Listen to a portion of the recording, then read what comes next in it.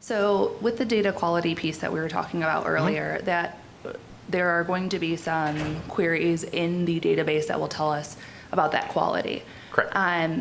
From my perspective, you want that quality check done in your the origination, so that regardless of where that customer touches you, whether it came from file feeds from you, our website, spec sheet, whatnot, that data is consistent and relevant across all of those touch points. Have you guys thought about what that means in data quality within this system that then doesn't lead back to a PIM or something like that? Do you guys follow that? Yeah, I'm gonna try and answer, and maybe just stay right there with the microphone. We may have to come back, because I think this is going to generate a follow-on question. So if we take a look at our current data quality program, it represents a box of 43 items. You know, the first 43 columns in the spreadsheet, if you will, that we examined it over, and that has some use. You saw Mon's lines here, the stats on how we went from 0 to 91% in terms of the field level quality. So it's a good common view across everyone. So if we flop out of that mindset and we go over to the distributor may take only 10 of the fields out of those 43 and then 50 others. So what's the quality of that extraction? At this point, we don't know. So where we're going with the data quality program is at that extraction level. So at the point at which you pull items out, if you're only taking 10 of those 43 and, like I said, 50 others, we'll be able to produce a score at that local level so that you can get the relevance to your individual extraction. The other thing also is we talked about engaging with the distributors to have them develop product lists so that we can develop a heat map by manufacturer, by item number, and by field in the PDD to determine what's of most interest to them. That will determine whether or not we've got the right 43 critical fields, because right now we don't. We don't know. We've got what we think is a good first cut, but you know, that was developed 3 years ago, and ARRA, the stimulus money, was one of those fields. And that money ran out in 2014.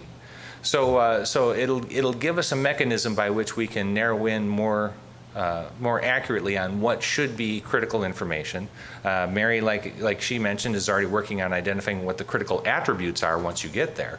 But for the other fields in the IDW, we will be able to zero in on a more accurate representation of quality for your individual data extractions. Does that answer the question, or? No. I mean, that was wonderful. So we're a distributor. Yeah. So when we load our files in, my concern is when we load those files in, if there is a problem with the data piece, I don't want to correct it in a different system. I need to go back to my system of origination. So that regardless of where that data propagates to, my customer has the exact same experience. Yep. Versus if a customer pulls it down from this system, they may get something different because I corrected it here. Right, you don't want to correct it locally, you want to correct it back at the source. Yeah. Yeah, you as a distributor, see, this is where it really gets touchy for us. Because the manufacturers have a very, very strong don't touch policy for us on their data. And I don't think that they would necessarily be too keen on having distributors feed changes back. However, that said, where's Susan? Raise your hand. 2 hands up for Susan back there. She built the quality tool inside the IDW, and that'll be brought forward now. So what you can do is you can actually submit that error through the quality tool, and the manufacturer is notified that they have a problem. So you can do it to it, but we can't fix it at our source. There are, and really what it comes down to from our perspective is there are legal issues with us actually modifying the data after we've received it from a manufacturer. So it's got to go all the way back to the manufacturer for us. Paul, if I could just mention one thing. Come on up. She's actually a manufacturer. She misspoke. But however, on a practical level for manufacturers, you will be able to extract your data the same way a distributor would be able to extract the data, and then use that to feed back to your local system. Yes. Got it. Okay. As well as the new platform, you're going to be able to see the quality of your data first before it gets pushed into production. Yeah. So you'll be able to correct it in your back-end system, reload it into the staging area before it gets out there. So the amount of times where it will get past and has to be fixed should be minimal now. Yeah, this is a huge point, and I'm going to say exactly the same thing, but use different hand gestures. So in the past, as a manufacturer, you had to put your data into the system, and then at some point in time overnight, the magic would run and it would kick out your data quality score on the back end, right? And so that's not the case now. The data has a staging area, it has a pre-production area, so you'll be able to put your data in as a manufacturer. It'll sit there, you can run the quality tools against it right there and determine whether or not it needs to be, any repair is necessary. And you can load, you can either keep it there, you can do fingertip editing, you can reload, you can do whatever you want in that area. And it's not until you commit it to the production area until you have it right. You can either wait until it's perfect or submit it with flaws. But you have the decision of whether or not you want to commit that to the production area. So we're taking full advantage of this pre-production capability inside of Stevo in order to deliver that. With that said, Yes. I think that's great. I like the idea of that staging area. So that when we're working on it and we're gathering the elements. So is that going to then, whoa. I'm pretty much loud enough on my own, guys. I don't know. I could hear you just fine. Will that eliminate the need then for the iStatus code? No. Okay. No. Well, yep, no, so the iStatus code, let's talk about that for a minute. That was a device that we created so that manufacturers had, I think, is it 90 days, 120 days? 90 days. They have 90 days to accumulate the data on a product and get it out there. One of the concerns that we heard from distributors was that they weren't getting new product information fast enough. So that's why we created the iStatus code. Okay. You can still push out iStatus data. You can still start to pre-release the data for your product. Or start to get the product data out before the product is released using the iStatus code, and so it falls out of all of the metrics and statistics, but it'll be in there. It'll, so it's the iStatus code still, the distributors can't see it until you push it into the production Until we area. approve it. Right. Based on we Right. approve that particular product to be then Right. pushed out to be Right. accessible to the But DBAs. anything that's in that staging area, if it has the A code for active, or if it has the I for the introductory status, it'll go up at the point at which you tell it to go up. And the distributors in the room, raise your hand if you think you're not getting new product data fast enough. Yeah.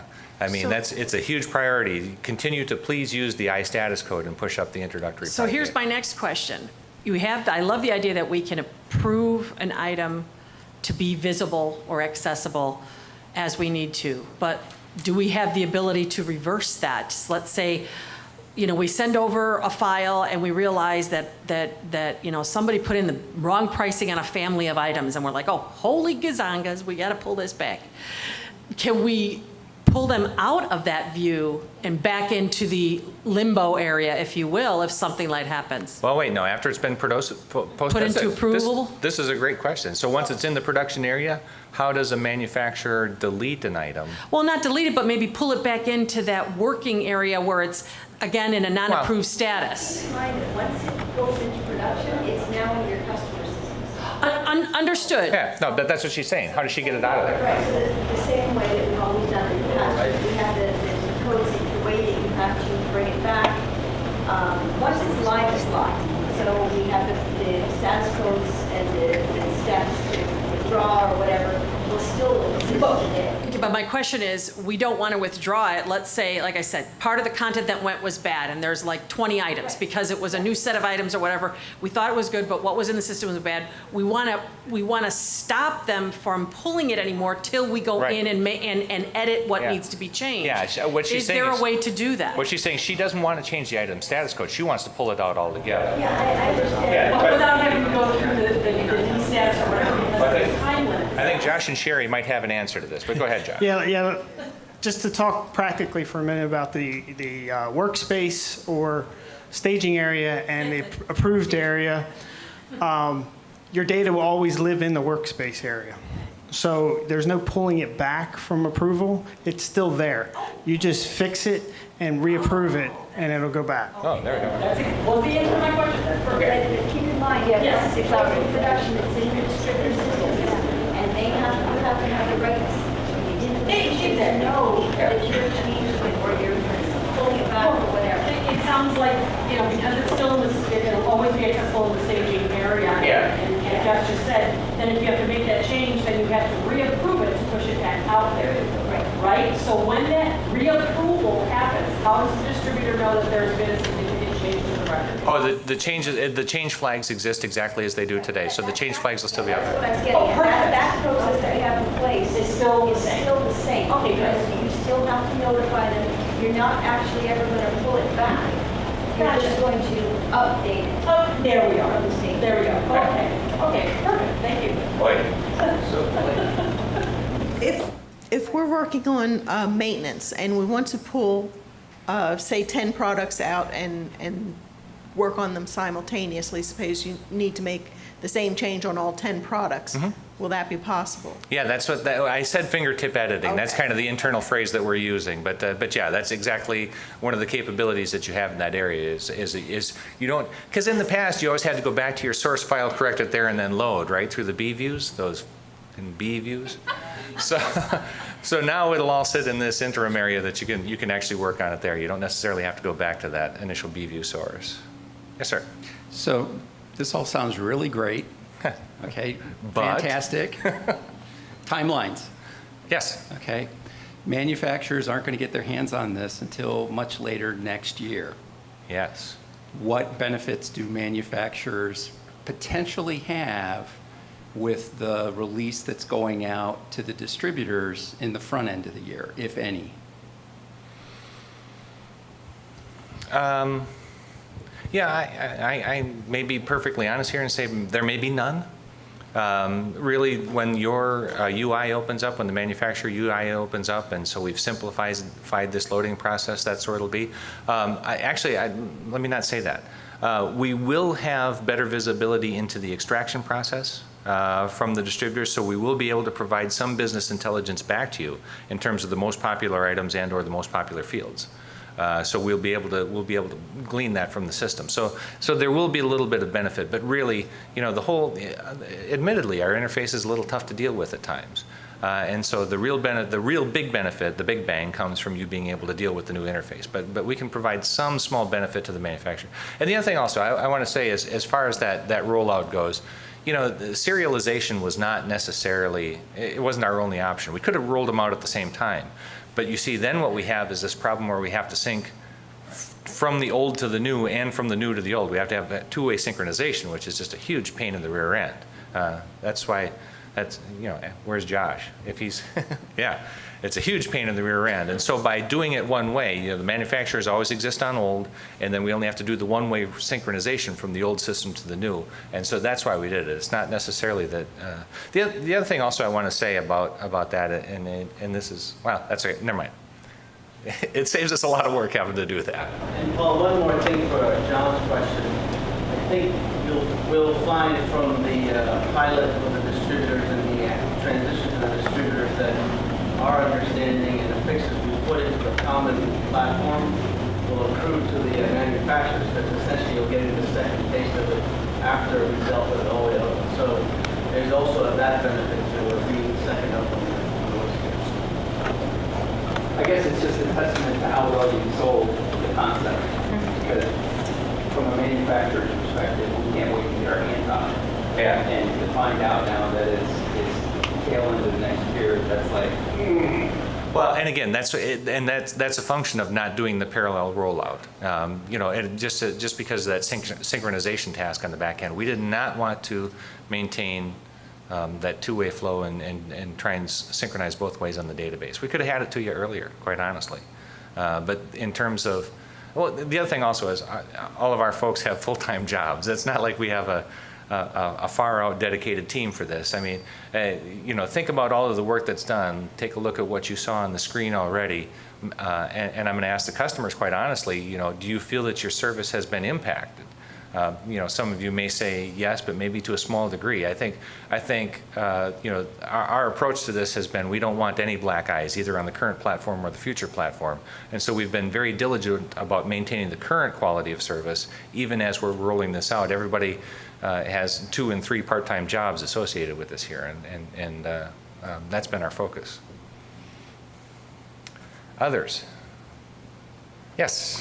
So when we were talking about the performance, we've noticed a significant change in processing time on the current platform. So when we're pushing new items, sorry, told you to stay. When we're pushing new items in or updates to our items over to IDW so the distributors can get them, the time for them to load has significantly increased. And Yeah. so it's taking, used to be, almost always the same day, sometimes an extra day, but it's gotten much more over the last 6 months. And Yeah. so we're seeing a negative impact on our side from Yeah, that. we've had some performance issues on the current platform, and that's another part of the reason why we're going through this exercise, is that it's at its limits, and because of that, even some of the things that we're doing through development here. I don't know, Josh, do you want to comment any further on the? Well, I will say, Mon had that nice slide with how the data quality has improved dramatically over time. That's a function of manufacturers doing a ton of work in IDW, and that's part of what's created this problem you're seeing now, where we've just got a lot more activity in IDW than we've seen in years. So that's a direct function of that. So we don't want you to stop, but we do recognize that, and that's one of the things that, from a technical perspective, we are tackling on the new platform. Make sure that we can roll out something that's going to provide the same performance to you as to the 200 item manufacturers, and the distributors to be able to get the data anytime they want it, and there not be any clash. So you saw the big circle diagram with all the different systems in play. Right now we have 2 boxes in play with IDW. That's the system it's built around. You see now we have a whole real big system that we're putting together for you all for that purpose, to really help with that performance issue. And let me sort of throw some numbers out to that effect. Our typical week in the past, prior to even the start of the data quality program, we took about 40 or 50,000 changes a week. We've been peaking out at 250,000 now, and so that's why I say our current system has been maxed out. We're just seeing a huge number of transactions flowing into and out of that system.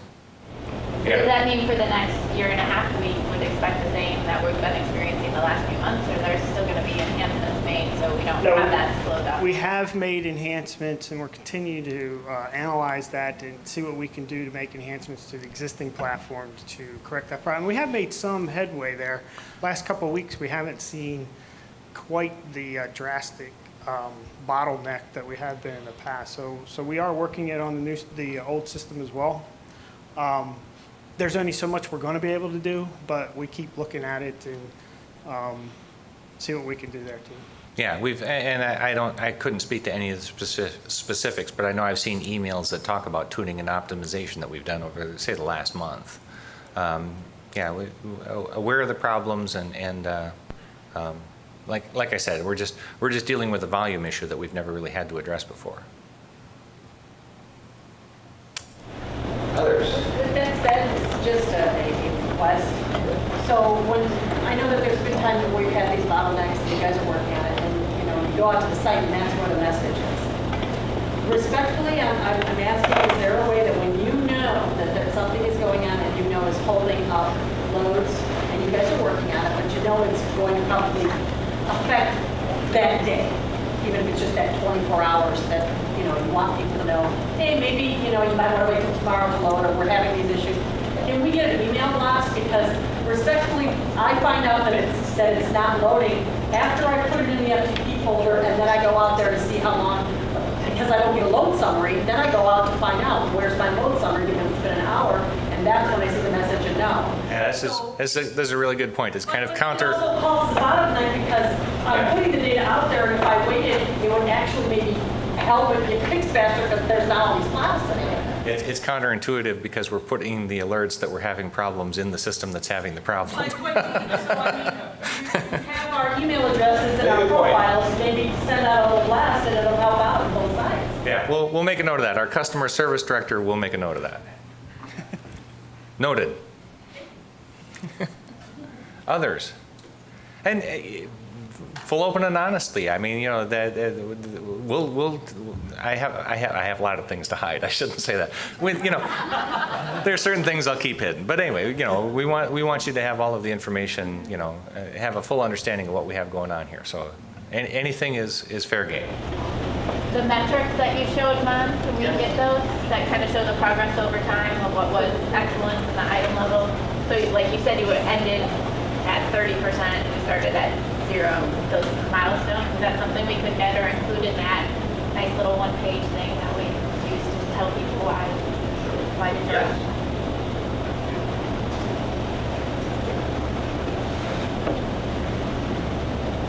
Well, aren't, like as usual, aren't all these like presentations going to be out there somewhere like you normally do?